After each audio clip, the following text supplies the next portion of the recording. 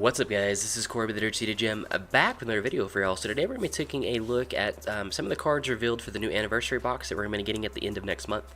In particular, we're going to be looking at the Ultra Instinct support. So Ultra Instinct's always been one of those cards. It's an incredibly powerful card. We've just always had issues getting it out like effectively or efficiently before. Had options like involving in a rapid onslaught Goku for 3, and then you had to pay the 2 to get out the Ultra Instinct, which is never really fun because you could do that, so you had like 4 to 5 energy, need all of these pieces and things like that. There's other ways to do it. Just again, there just was never like a real way to like cheat it into play per se.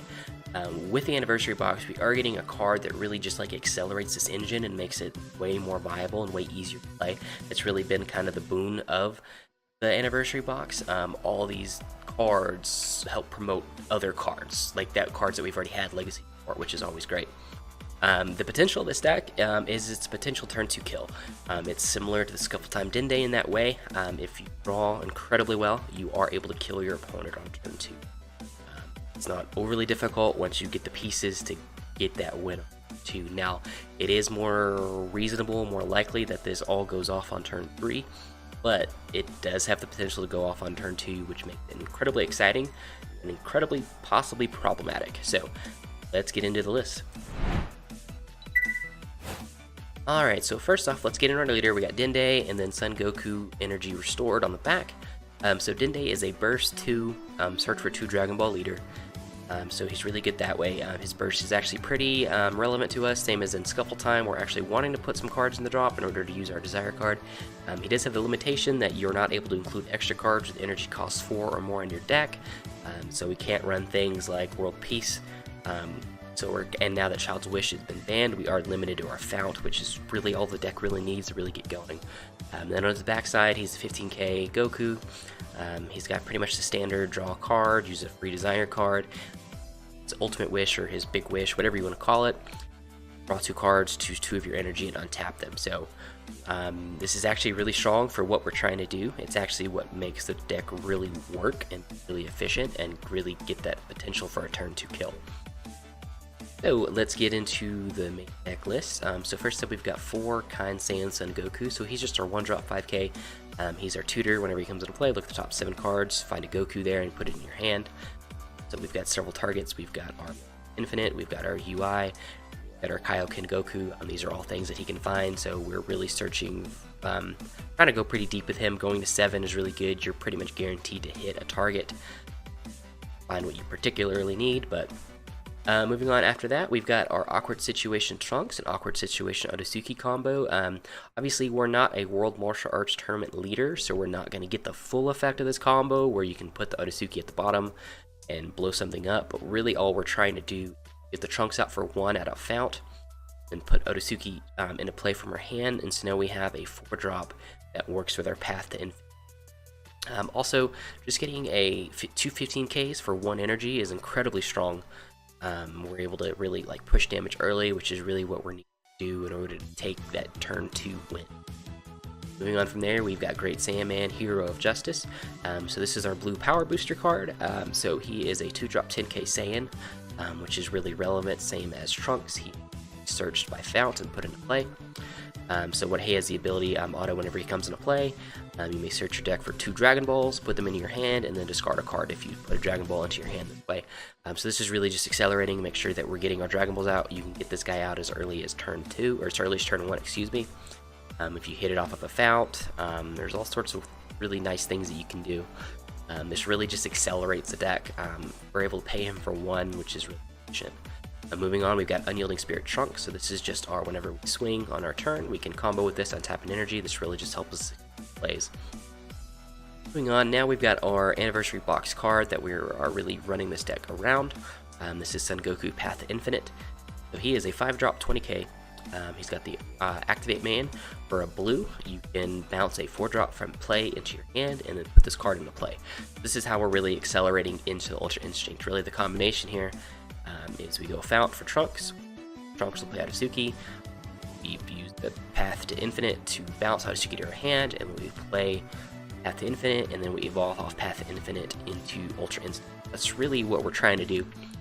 This is way more efficient than going the Rapid Onslaught route. That costs 3, this costs 2. effectively probably, and if this is already in play, kind of going that way.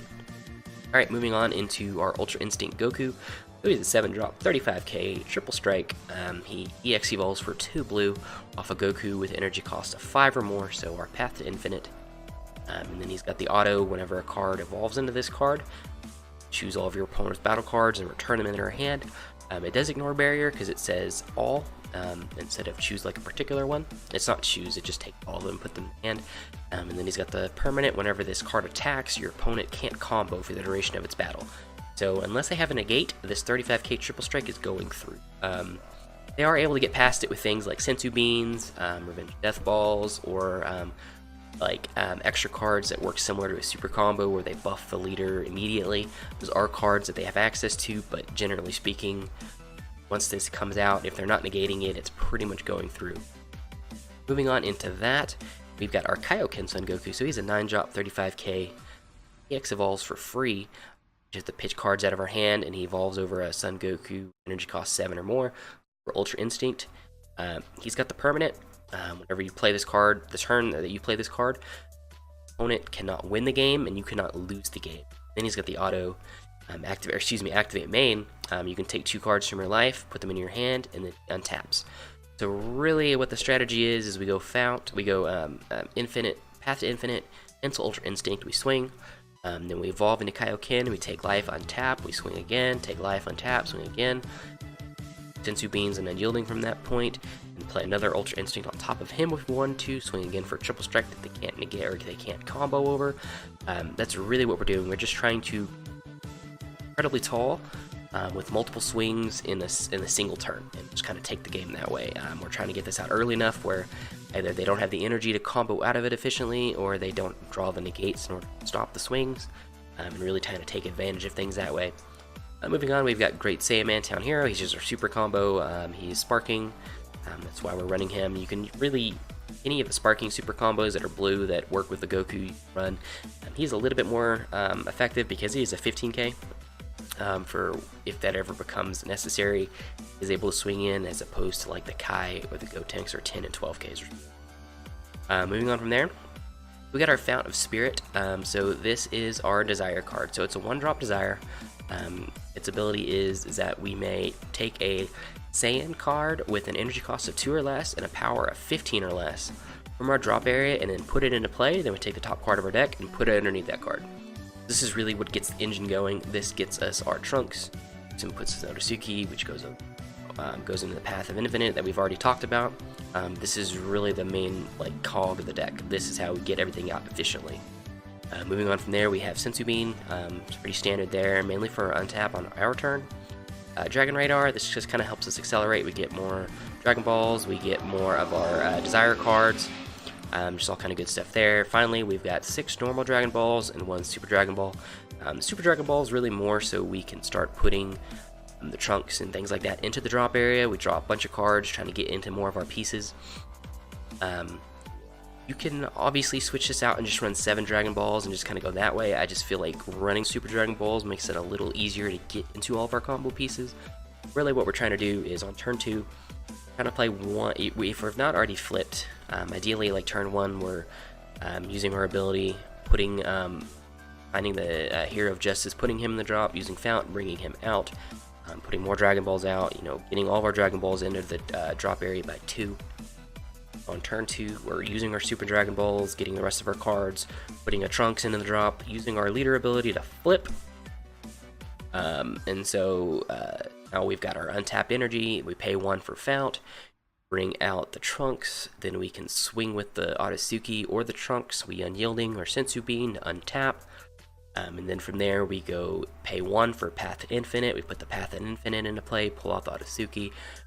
We swing with, if we already swung with Otsutsuki, now we're swinging with Trunks. We swing the Trunks, we use Unyielding or the Sensu there, we go up to 2.